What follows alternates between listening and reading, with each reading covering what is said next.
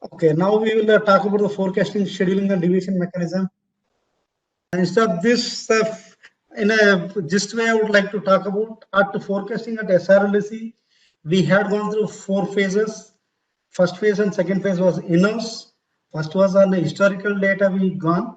The second was try to incorporate the weather data also. Okay. Third phase we entered a MOU with this actual forecast providers. And the fourth phase we have this REMC centers. And in terms of scheduling, presently after forecasting story doesn't end there. So it is effective from 1/11/2015. Okay. One a day is divided into 16 times of 1.5 hour each, starting from 00 hours, and in one slot he can revise for only one time. Okay, unlike a conventional. On top of it, he can revise effective from fourth time block. When I say time block, it is of 15 minutes. Okay, and any deviation, and the here the important is the payments are based on schedule, and the remaining deviation would be based on the deviation. Okay, and in terms of the deviation, okay, unlike a conventional where the deviation is actual minus schedule, here the deviation is based on the percentage normalized to available capacity. Okay, here this is one of the facility we have made RE2 up to 15%. Okay, if he gets over injection, that means because he is getting a scheduled rate, the remaining he is going to get deviation at what rate? At the PPA rate itself. Okay, if he is under injection, because he got at the PPA rate, he has to give back to the pool. So at any point of time, if his scheduling error is within plus or minus 15%, okay, he is basically getting at PPA rate to his actuals. Okay, but if he is going up to these ranges, for every range there is a 10%. Okay, to force him. One example I would give. Okay, if his over injection, he schedules 100 megawatt. Okay, up to 15% it is allowed. He injects by 120 megawatt. So 15% no problem. 115 to 120 is 5 megawatt more. For that, suppose if his PPR rate is 1 rupee. Okay, up to 15 megawatt, that is 100 to 115, he gets at 1 rupee, no problem. From 115 to 120, that 5 megawatt, he is not going to get at 1 rupee, he is going to get at 90 paise. Okay, that means 10%. Similarly, after 25%, he is going to get at 80 paise. That means he is going to get less. So he is forced to revise his schedule so that he is coming between below the 15%. Okay. Similarly, on the underside also there will be penalism. Normally he gets at 1 rupee. If he under injects, he has to pay 1.1 rupees. In this example of 1 rupee. So if it is multiple PPA, what if multiple PPAs are there? We are trying to take the weighted average of it. Okay. But if he is selling in open access, there would be no PPA. So there is one average power purchase cost being given at the CRC, that rate is going to be used. So scheduling. So certain initiative we will talk about one by one. Transmission planning. See, we talked about one of the policy measure exclusive planning to him. As of now, the potential identified is 66.5 gigawatt, solar 50 and wind energy 16.5. In 2 phases, transmission lines are going to come up, out of which 20 gigawatt in west northern, western 28, southern region. So for this 66.5 gigawatt, already the transmission is being planned. Okay, so this is one such major initiative. So technical standards, yes, one of the thing. So roughly I will run through. Now he has been mandated to give operated 0.95 to 0.95 lead. When I say 0.95 lead, basically he is going to observe and support. Okay. Power quality he has to measure every year by a third party. Okay. And harmonics also is mentioned over here to measure. Short circuit ratio, because the short circuit ratio goes down in case of renewables. So minimum of 5 is mandated. Now we talk about something interesting on the set points. Okay, if anything about 10 megawatt and 33 kV is getting connected, okay, he should have a set point control where based on RLC instruction or SLDC instruction, he can control from his central location. Okay, the other is there, we will come there for 10 megawatt and above. That means it is not that he is just pumping in, he should have a control. If given advice, he should curtail. That is the level of control it has been envisaged. Similarly, cannot just vary. He should have a rate of change of power should not be more than plus or minus 10% per minute. If it goes, the control mechanism has to be there so that the variation is not more than that. Now, there is another provision which is expected if the plant capacity is more than 500 megawatt. There he should provide a communication and other controls to RLDC and SLDC, wherein RLDC, SLDC can directly initiate a signal to control it. Okay. Whereas the first one, this portion was he will do control based on our instruction. This is direct control from our end. Okay. Like a normal conventional generator, frequency that is basically governor mode or the free governor mode of operation is expected here in a droop of 3 to 6% with a deadband of 0.03 hertz. Typically, we are expecting him to give a governor response. Okay, so operating range is mentioned over here. Okay, and his frequency response effective is to be from 10% to 100%. Anywhere he operates. So that means if he is operating below 10%, he is not expected to give. And in terms of LVRT, HVRT, we have a LVRT curve over here. So he talks about anything about 33 kV level connected, he is to perform like this. That means when the voltages go specified as per this curve with this time, he is supposed to stay connected, not to get disconnected. And another which has come in this amendment clarity is if the objective is 90% of the pre-fault value has to be restored within 1 second. Okay, and the supply, because we are talking about low voltage, at that point of time it is reactive power which has to be given priority. That means to say even active power needs to be compromised to give this much reactive power support. They need to do so. That means that's the language. Now directly they have said active power has to be compromised, but the priority for active power is second. Okay, and earlier HVRT provision was not there. Now the high voltages are there. So these high voltage different range scales, different times have been mentioned over here. This of course is a public document. Now similarly, grid code is old enough. Earlier grid code has come in 2010. There have been various amendments to support renewables. Now there have been many things which have been talked about. So this I am leaving it. So to presentation is there what has been covered. One important aspect is it talks about the model validation and on-site testing also. Okay. Earlier it was not there. Now it talks about testing before trial run, mandatory primary response. So all these aspects have been covered. Now we'll see about the flexibility part, how other generators have been. This is where our experience is there. This is the demand over the years. See, earlier when no renewable, our ramp requirement was less. Over the years, our demand ramp requirement is more. Similarly, hydro ramp is increasing. Thermal ramp is also increasing. That means we are operating more.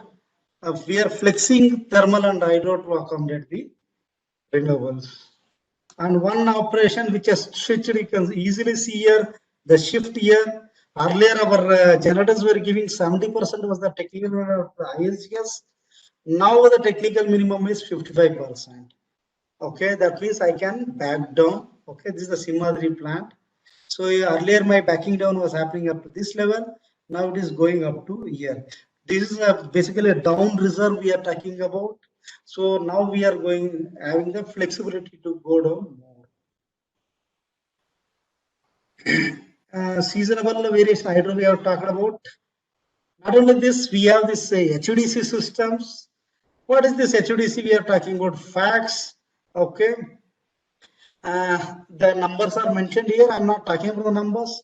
How it is helping me when we are renewable rich. Okay, we are my flow towards my region is going to come. Basically, I'm talking with respect to southern region. Flow towards southern region is going to come down. So my AC line voltages are going to go high because it's a 765 kV interconnection. Parallel to this AC, we have this Talcher Kolar HVDC and the back-to-back stations of Gazwak and Chandrapur, wherein these are controllable HVDC lines. I'm just giving an example. If I reduce my HVDC line flow, automatically the flow on the AC lines are going to go up. So whereby I'm able to manage these AC lines. It's an indirect way it is helping me. In terms of forecasting, like we said, the fourth phase we are into. We have got Renewable Energy Management Center across 11 locations. Rajasthan, MP, Gujarat, Maharashtra, TNAP, Karnataka, and 3 are RLDCs and NLDC, basically in the renewable rich states. To talk about the forecasting tool, we have this totally 5 forecasters. 3 is basically 4, 3 from external forecasters. Aliasoft, Ariconnect, and one more is there, Febroc.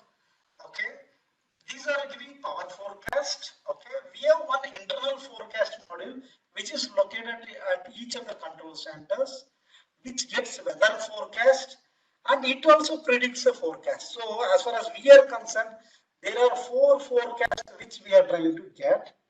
And with the internal engine, we have a forecast combine and aggregation. So what this fellow tries to do is, he tries to give weightage to these forecasts, 3 external plus 1 internal, okay? And the final forecast is coming for scheduling purpose, okay? Now, what is the challenge? Is an advantage is there as well as disadvantage is there. Advantage is it is using artificial intelligence, no manual intervention, everything is happening. Okay, but the disadvantage is my operator is unable to visualize how exactly it is doing. It's a black box for us. That is why now as a SRLDC operator, we have taken lead recently to look into artificial intelligence, to learn ourselves, to build a model on our own, to help us to build a forecast parallelly. This contract is for 6 years plus 1 year warranty. Forecast is provided for 4 years. So that means the expectation is also like after 4 years, this model has to get tuned as well as the RLDC operator, SLDC operator has to train themselves to make the forecast. These are some of the visuals we have. It basically forecasts the week ahead, day ahead, and intraday. Okay. This is one snapshot we have. This is basically the 4 plus 1, 5 forecasters, forecast versus actual. In summary, this is a scheduled revision summary where 16 revisions are there. All the revisions are not used by the people. Wherever this yellow color highlighted is there, they're using. If you see, these are all the mid of the day where solar is more. So they are trying to use. In other blocks, they are not actually using. Balancing. So when the solar is there, this is what we are trying to talk about. Inter-regional exchange. When my solar is at the peak of the midday, my purchases are going down in the regional. Rather, it can be purchased or I am selling more, my net is coming down. Similarly, if you see here the split is there, export and import. My import is going down, okay. I'm not purchasing more. You see the negative side, my sale is also going through the market, okay. Similarly, in terms of flexing, when we talk about on this particular time, during solar at the mid part, my flexing is happening. That is my hydro and thermal is minimum. In the other time, it is maximized.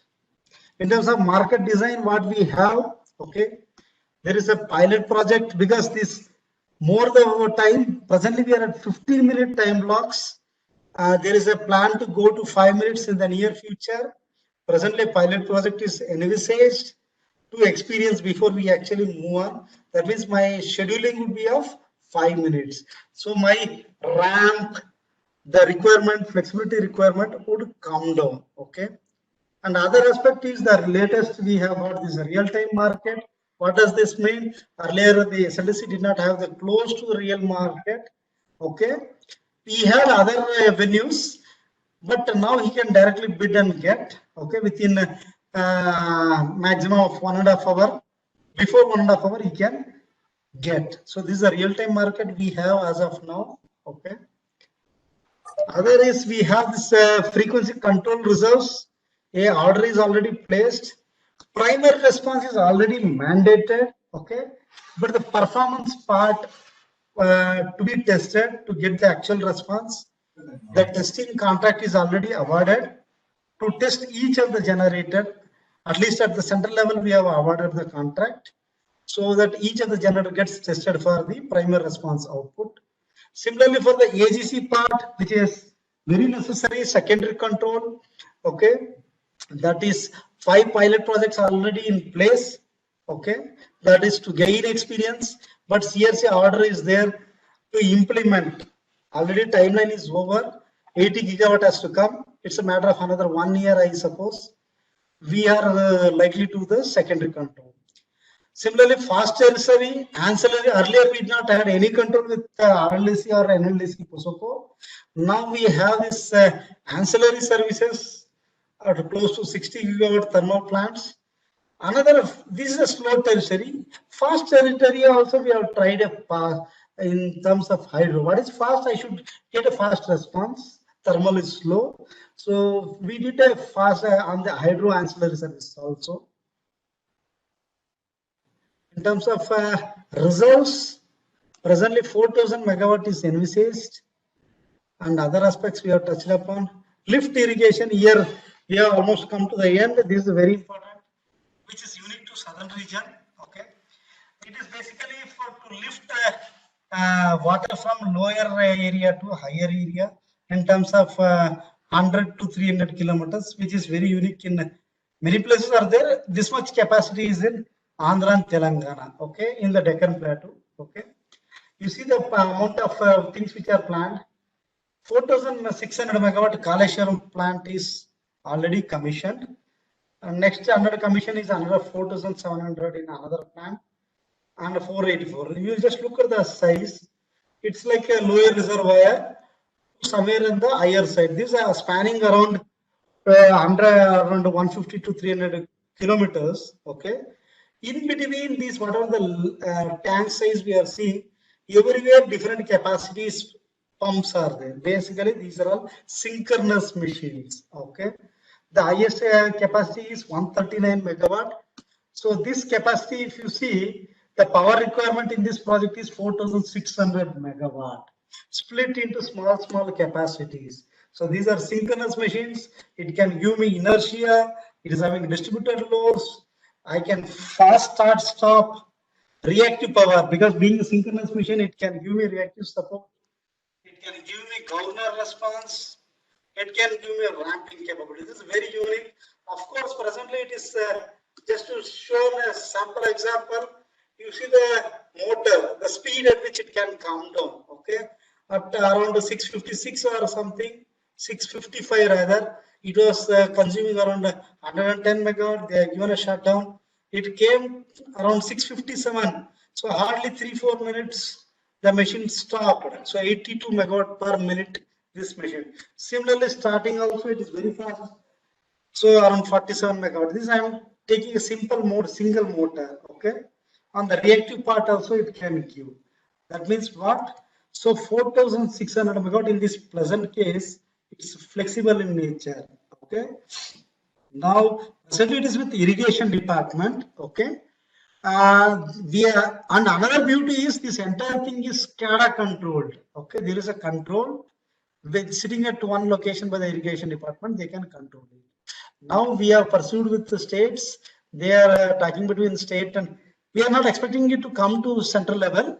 The discussion is between state and irrigation department. Okay. Within their state to take this control to state level. power SLDC, so that irrigation department, like our hydro, we run for the irrigation requirements.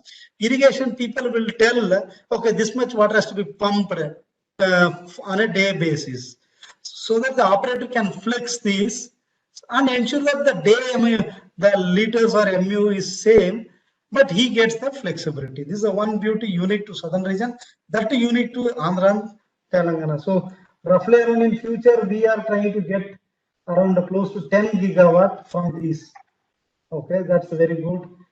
And the last but not the least slide, how to accommodate technical minimum. We need to bring the states, I said, 200 plus megawatt, they are running at 70%. They need to bring it to 55%, which would give more down reserves. And one part which I have not touched about, the ramp incentive part, there is a CRC regulation which gives 0.25% incentive for every 1% increase in ramp. So the same similar mechanism needs to come in interstate level. Of course, the lift irrigation schemes which we are talking about has to come wherever feasible, and identified pump storages we need to explore. One area is interconnection. We have interconnection with other countries wherein we can exchange, like Bhutan is a good place where hydropower is there. At times we export to them. We can explore the SAARC so that we can exchange powers when we are surplus. Essential reliability services like FGMO service or reactive service we have talked about, we can explore it further. Strengthening of transmission system, like do we need to look on N-1 or wherever weak areas are there, that we can think about. Aggregators, yes, very important. At the central level, we don't have aggregators. We have seen that as we aggregate more, the error is going to come down. So we can, but it is there in certain states. We can think of aggregators at the central level also. And because the most of the plants are certain states have come at the distribution level also, we require distribution system operators. We have transmission system operators like SLDC and independent system operators like RLC and LDC. We want to have distribution system operators. Okay, and we have ancillary services, basically fast, slow at interstate. It is not there intrastate. Okay, he needs to have that. Now financial instruments, okay, so that people can play around with that market equipment instrument. Earlier, just to give an update, there was a tussle between CRC and I think SEBI. I think now the issue is sorted out. Maybe it's a matter of time where we would see financial instruments in electricity market also. And on top of it, you talk about anything, the base, the success in central sector is the ABT mechanism, availability based mechanism.